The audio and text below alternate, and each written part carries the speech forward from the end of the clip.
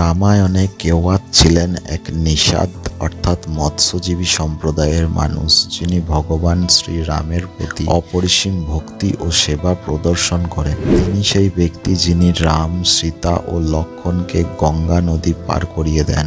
যখন রাম, সীতা ও লক্ষ্মণ বনবাসের সময় গঙ্গার তীরে পৌঁছান, তখন তাদের নৌকায় পার করার জন্য কেওয়াতের সাহায্যের প্রয়োজন হয়। কিন্তু কেওয়াত বিনামূল্যে সেবা দিতে চাননি, কারণ অর্থের জন্য নয়, বরং ভক্তির কারণে। তিনি বলেন, আমি শুনেছি আপনার চরণধূলি পাথরকেও নারী বানিয়ে দেয়। আমার নৌকাটি কাঠের, যদি আপনার চরণ স্পর্শ করে তাহলে এটি নারীতে পরিণত হবে আর আমার জীবিকা শেষ হয়ে যাবে। তাই আমি আগে নিজে হাতে আপনার চরণ ধুয়ে দেব, তারপর আপনাকে নৌকায় উঠতে দেব।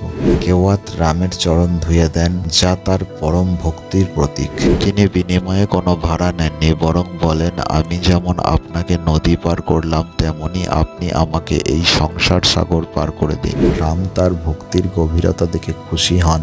কেওয়াত কেবলমাত্র ভক্তির জন্যই রামের চরণ ধোয়ার সুযোগ চান। তিনি কোনো প্রতিবাদ চাননি, বরং বিনীতভাবে রামের কৃপা চেয়েছেন। তিনি বুঝিয়েছিলেন যে রামের আশীর্বাদই জীবনের সর্বশ্রেষ্ঠ সম্পদ।